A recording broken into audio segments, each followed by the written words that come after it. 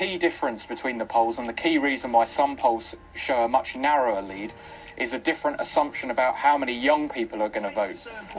Well, I want young people in Britain to have the best possible choices and chances. Because of you, because of your sacrifice, we've saved hundreds of thousands. I want this to be a country where every young person, regardless of which school they go to or what their parents do for a living, is able to follow a similar path. I don't know how they can look young people in the face and say that they will defend the system and the way in which it has treated those young people. If I were Young people and British politics. Over the last 10 years, as our podcast episodes have shown, millennials and Gen Z have received the short end of the stick with regards to education, housing, mental health support and employment, just to name a few. But now, Brexit, COVID-19 and the climate crisis have shown that these negative repercussions will carry on far into the future. So, if young people have borne the brunt of these crises, then why are not more of them standing for positions in political parties and getting elected? What if British politics experienced a youthquake? What if? What if? What if? What If? A monthly podcast series in partnership with IF, the Intergenerational Foundation.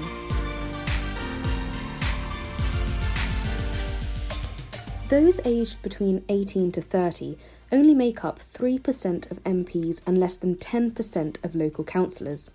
In fact, the median age of an elected MP is 51, and for a local councillor, it's 59, much higher than the population average.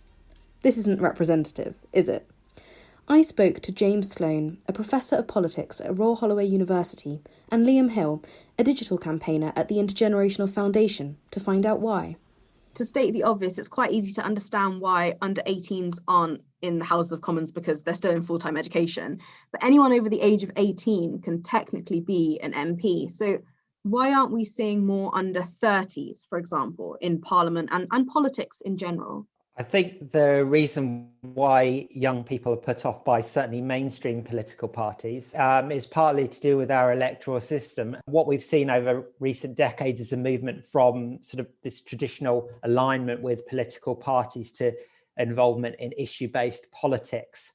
And that issue-based in politics includes key issues like the environment, housing, poverty, whatever it is. And within the British political system, you simply don't have the variety of political parties that can have an impact. And so if you look over at a country like Germany, that is both decentralized, and so the regions have a lot of power, and is also has proportional representation. You have a party like the Green Party, which is doing very well, has a lot of young members. And it's really the British system that puts off, first of all, younger voters, and then also younger party members. And there's also within the British political system, because it's so centralised around Westminster, there's this tendency towards hierarchy and control. And so if you look at the young Conservatives or young Labour groups, if they go off message, they're brought to account pretty quickly. And so the amount of freedom that you have as a young person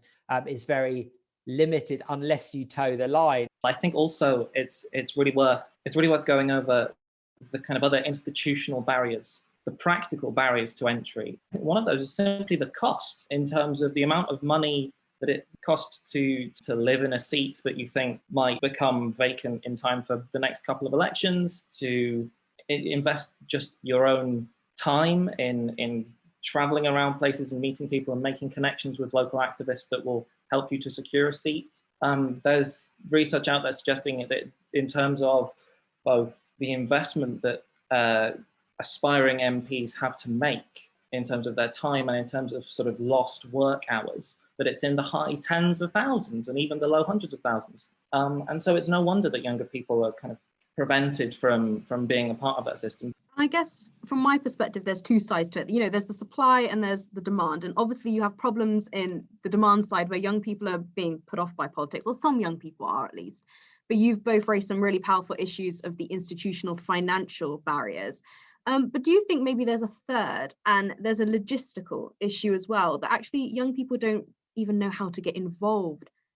There is a clear relationship between knowing more about politics, having greater political literacy, being taught in schools, for example, and political engagement with the formal political system. And so I'll always ask my students when they come to university and sort of teaching them politics, to what extent they've learned about politics at school. And it's very variable. Most of it's sort of very small, unless they happen to have done a politics A-level. And so the amount of learning there is tiny. And this is problematic because young people are engaged in politics, but it's about connecting the issues they're interested in to the political system. And that's where knowledge, logistics, working out how you actually can make an impact is a problem, especially if they don't see people like them in politics in the first place.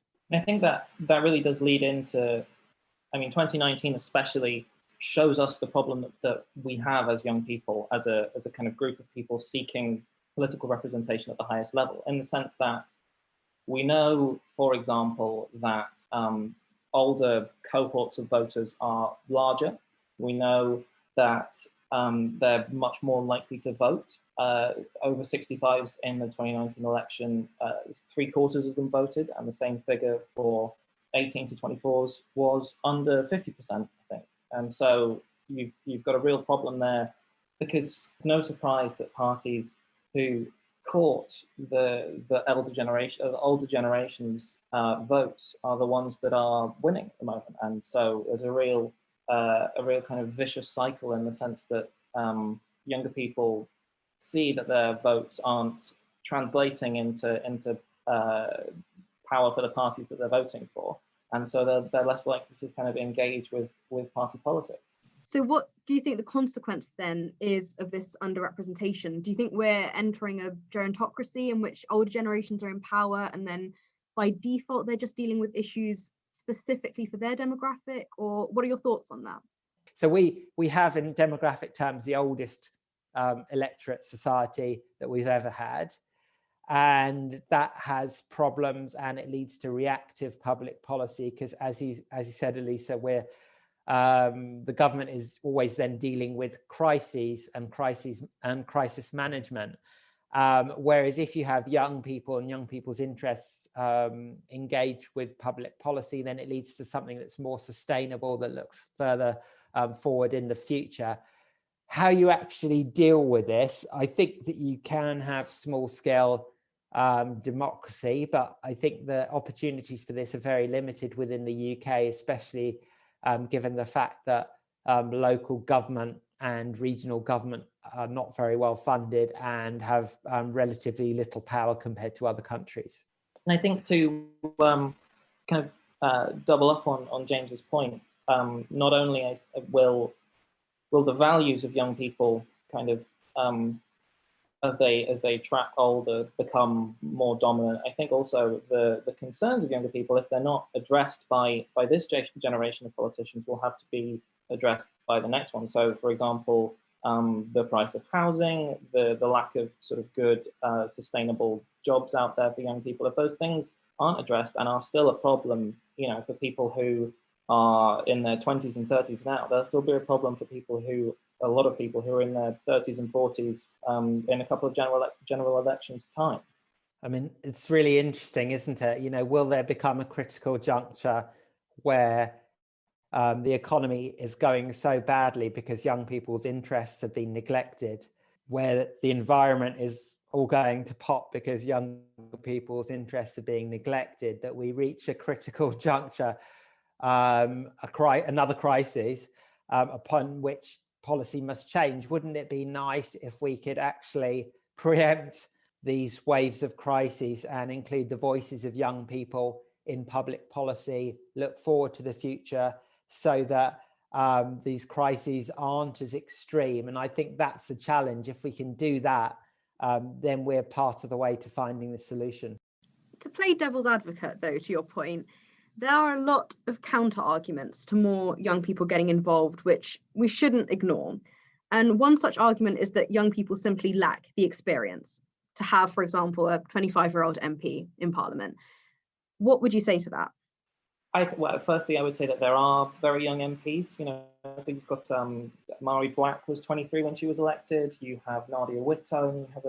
You have several very young MPs who are doing the job of being an MP arguably as well as anyone else in the House of Commons, and these MPs, their individual merits, other people can talk to those. But I mean, we've had young MPs before. It's not an aberration, and if anything, I'd say it's probably not as common as it should be. I guess one of the barriers, another one of the barriers that we didn't necessarily touch upon earlier, is what are we expecting the conveyor belt to becoming an MP to be? And one of those that I can think of is to be a local councillor. And another thing that we know about local councils is that they skew really quite significantly, again, to mostly electing older representatives. Only 3% of local councillors in 2018 were under the age of 30, and less than 10% were under the age of 40. And so I don't know where we are expecting lots of experienced and confident young MPs to come from if there are so few young councillors to choose from.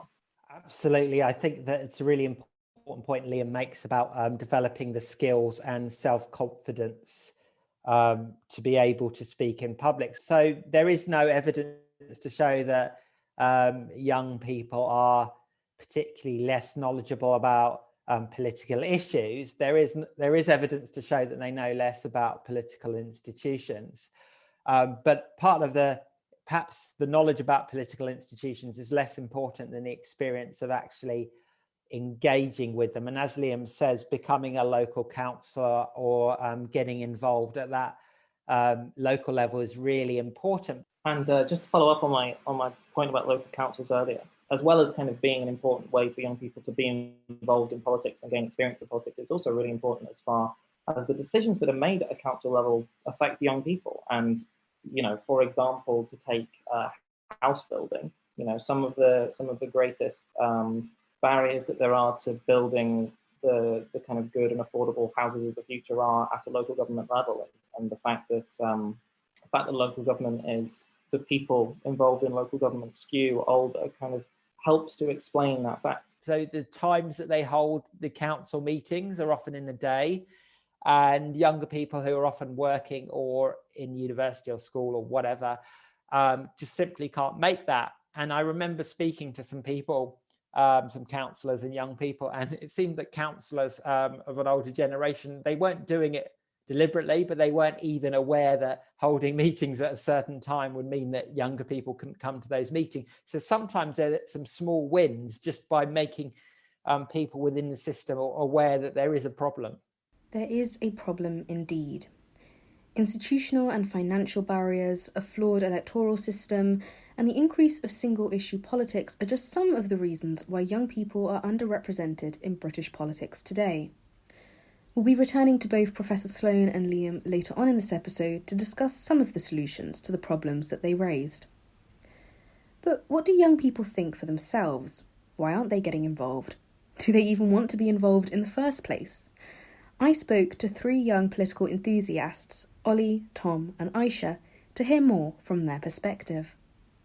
So the number of millennials and Gen Z that are currently involved in British politics is very, very low. So I'm interested, why are young people not getting involved at an institutional level? I think it more sort of specifically, there is this idea that it's fine and it's good to be a politician if you're old, but it's not if you're young.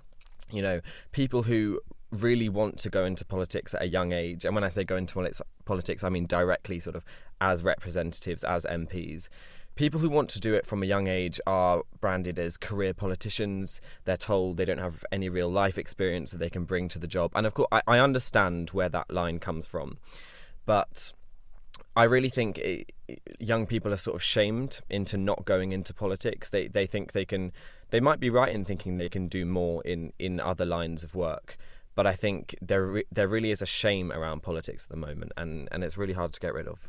Yeah, I would definitely agree. I'd say, in addition, it's quite a closed system, as we're seeing at the moment. So, if you want to go and stand for Labour or Conservatives, which, generally speaking, are the only two parties that are likely to win constituency seat, you've got to be part of the gang, if that makes sense. You've got to have experience either at a council level to get the trust of people to stand as an MP, or you've got to show loyalty to the leadership, to the manifesto, to your colleagues, which is great if you agree completely, totally, 99% with what they're saying. But then it gets to the point where if you don't agree with what they're saying, then you either got to tread your own path and be a bit rebellious, or you've got to go and sort of swallow your moral compass and go along and go against some of the things you believe in, which means that by definition, you often get people who are older by definition because they've had a number of years sort of making their way up the greasy pole to even be selected. And then again, you have people who are more loyal to the party than perhaps certain demographics of society, i.e. young people, which means that often it's far harder for young people to be truly represented as an age group, really. I think it's interesting what you've both said so far, because I was also a politics student, and I don't think it was ever a viable career path to say, I'm going to be an MP, I'm going to be a councillor. I know my cohort, they went into the civil service, they went into charities, they went to think tanks, or they went to do a master's or something completely random. I don't know anybody from the last couple of years, even at my uni, who were politics graduates who then went on specifically to enter Parliament. Aisha, what do you think? Even if you're not a politics student or someone who's always had a dream of getting involved in politics, it's just such a daunting experience to have to put yourself out there when you just don't have enough experience in the field, really. And I think a lot of young people have, in a way, been scapegoated or demonized by current political systems. So in a way, I don't massively blame young people for not wanting to engage in that system. Yeah, and just adding on to that, I think that there's quite a lot of tokenism when it comes to age in politics. If someone criticises the age imbalances in Parliament, people often point to younger MPs. So you had Murray Black from the SNP, Zara Sultana. There is a new cohort of MPs who are younger, some of them, but that still does not change the overall imbalance that much. And so I think it's really important for us not to sort of be complacent. Yes, it's really interesting. There seems to be institutional barriers. There seems to be societal barriers as well. I think a lot of you have hinted towards that. But one thing I don't really understand is that young people are very passionate about single policy issues, trans rights, Black Lives Matter, for example. So do you think that maybe addressing single policy issues is turning them away from supporting political parties? Or do you actually think the support for political parties is quite strong for young people? Just from an electoral standpoint, I think it's interesting that a lot of parties, there always tends to be the conversation of who's the party of young people, who do young people vote for. I think, like we said, if young people do tend to engage with single issues, it's a bit off-putting to align yourself totally with one party who have a written manifesto when you might not necessarily agree with every single thing in that manifesto. And I think it kind of, just on a personal level anyway, it's kind of difficult to align yourself with an institution where, for example, the leader of your party might come out with something that you totally disagree with, and it becomes difficult to fully associate yourself with that. But that's, at the moment, one of the only ways to actually get involved in politics. So then, following on from that, do you think that young people want to be involved then in politics, Aisha? I definitely do think that young people want to be involved. I know that, for politically active young people, we probably all live in a bit of an echo chamber and think that everyone really wants to be involved and it's really just our mates. I think my personal opinion has always been, I think if people knew the extent to which politics would affect them and does affect them, they would definitely want to be involved. And I think one of the primary things that puts young people off is, big media, leading politicians making political literature as inaccessible as possible, because they know that if there is a youthquake, it's potentially their jobs or their representation at risk. Yeah, I'm fully with Aisha on that one. I do think young people want to get involved, but again, I think we mustn't be complacent and we mustn't start to generalise this group of people. Throughout this whole discussion so far, we've used the words young people. That is a huge number of people, and it's not a homogenous group. And so I think it's important to understand that, yes, there is a reasonable number of hyper-interested, hyper-engaged people of around our age who are really, really interested in politics. They follow it closely. They're very passionate about it. But I know that there are also a large number of young people who are so disinterested because they have other interests, because they can't be bothered to follow politics because they feel like it doesn't, again, as Aisha said, they feel like it doesn't matter to them. And so, you know, as you said the word youthquake, I think it's important to guide these conversations with evidence. And there was so much talk when Jeremy Corbyn became leader of the Labour Party that he was inspiring all these young people, and that was evident from the membership figures. But youthquake was a word strongly associated with the 2017 general election, when really the increase in youth turnout was actually quite marginal. And so I think we shouldn't be celebrating too much when certain figures, certain movements inspire these reactions. You know, it's generally a great thing to have young people. Of course, it's a great thing to have young people involved in politics, but we mustn't see individual examples of it and think that the problem's solved. Do you think that having more older members of parliament has a negative impact on the so-called group of young people in general?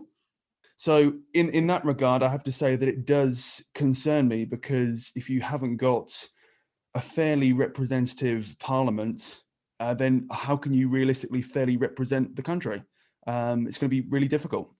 Of course I'm bothered. The answer is yes, unequivocally yes. I am bothered that young people, that there's such an imbalance in Parliament. I think the reason why it matters is to do with policy issues. It is an objective fact that if people are represented in legislatures, they are more likely to shape policy in a way that is appropriate for the group that the policy is targeting. You know, if you have better representation of ethnic minorities, then they will shape policy in a way that is informed by their own experiences. Same for all other groups, and it's the same for age. And I think, you know, I don't believe that the person who makes the most noise or gives the best speeches is necessarily the best politician, but I think you do have to look to the US and look at Alexandria Ocasio-Cortez and a number of her colleagues in the US House of Representatives, the phenomenal impact that she has had on youth engagement. You know, she's a cultural sort of icon now for young people. She has engaged people because she's made politics cool, and by doing that she makes people care about the issues that she talks about. So yeah, I'm absolutely bothered. And then just secondly, a sort of quite a geeky point, I guess, but we started the conversation by talking about institutions, and of course within the House of Parliament we've been talking largely about the House of Commons, but there also exists the House of Lords. And I think the House of Lords is one of the single biggest institutional barriers to young people being interested in politics, because you look at the racial makeup of the House of Lords, the age makeup of the House of Lords, the gendered makeup of the House of Lords. It is appallingly unrepresentative. And, you know, it's all very well saying you can stand for office in the House of Commons, but when you're next door to a body that can't even be elected, that is so unrepresentative, that is one of the biggest things that bothers me, and I think that's such a turn off for young people. Ollie, your point about earlier on, you said in the same way that, like, if, you know, people of colour aren't represented at an institutional level, those issues aren't going to be addressed, for example, because, you know, it's just not going to be a similar experience. I definitely think it's the same thing with age. And I think one of the most reflective examples we've got is with, you know, COVID-19 university policy. University students tend to be constantly the last addressed. And I know that I'm definitely a bit biased as a university student.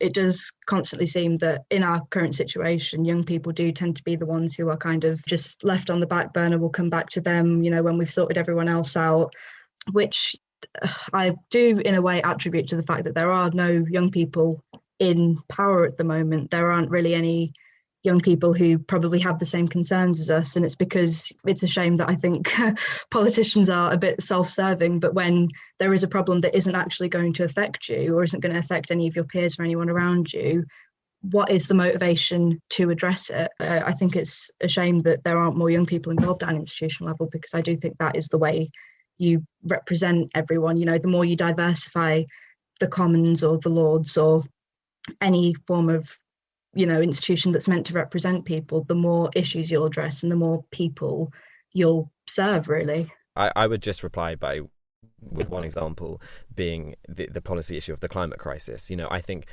people of our age are unanimous in their concern about the climate crisis, in a way that older people really just aren't, and it just doesn't seem to be clicking. And I don't say that in a patronising way.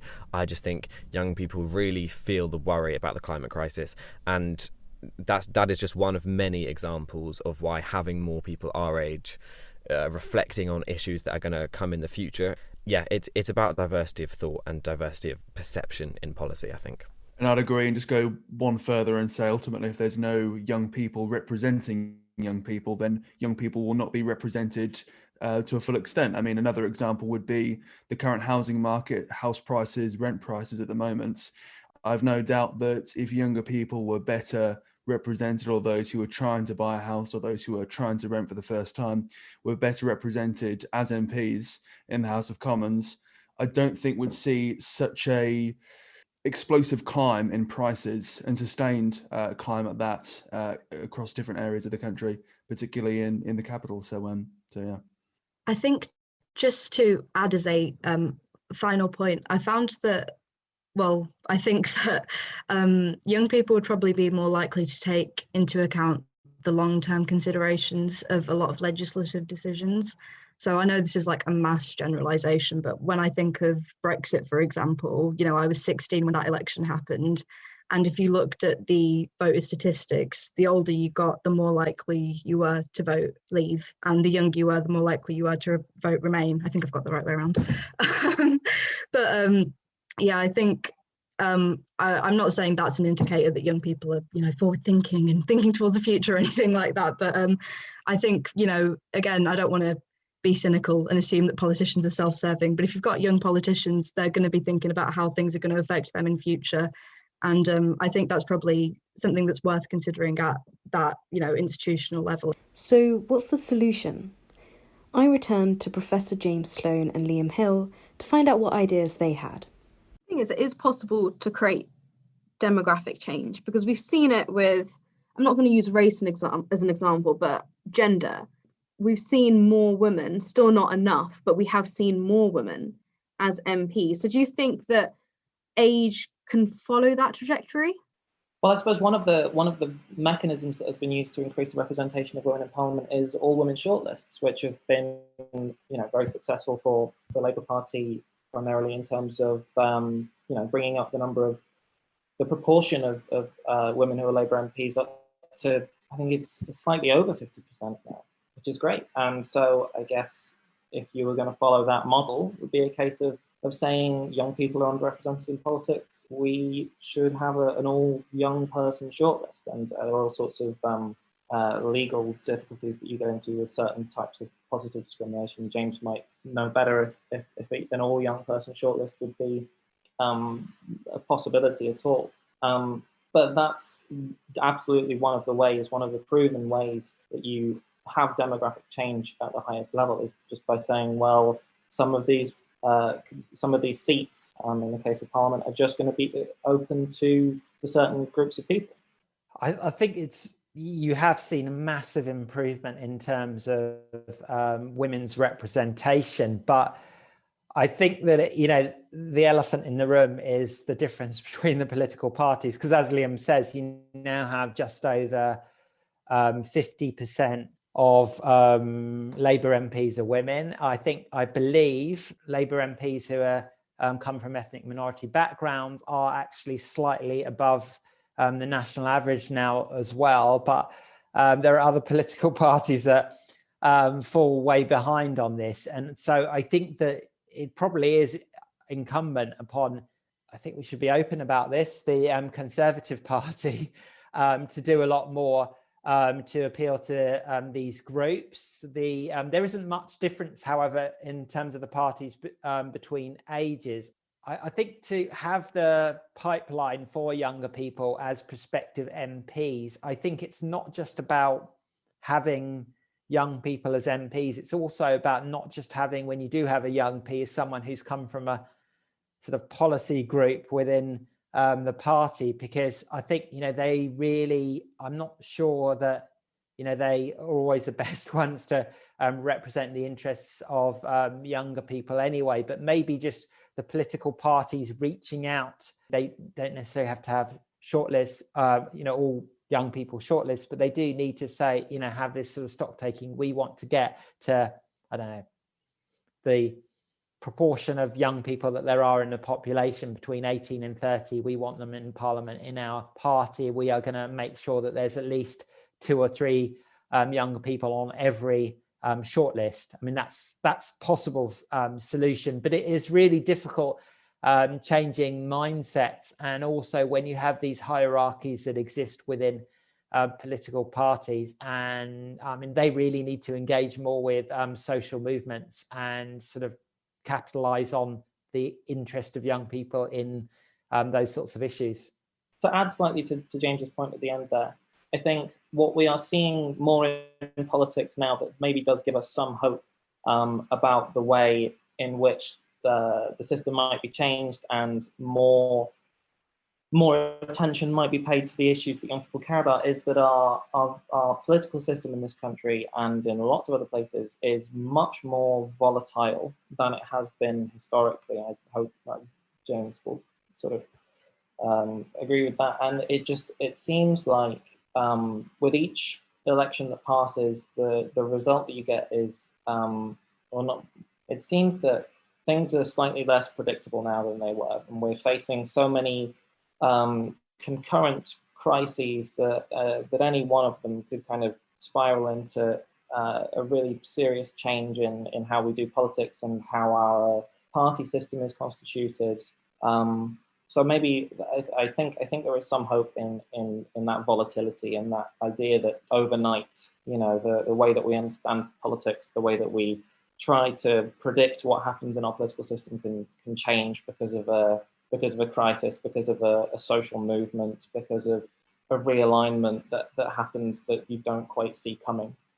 With the 2021 local elections fast approaching, now it's even more important to get the youth involved.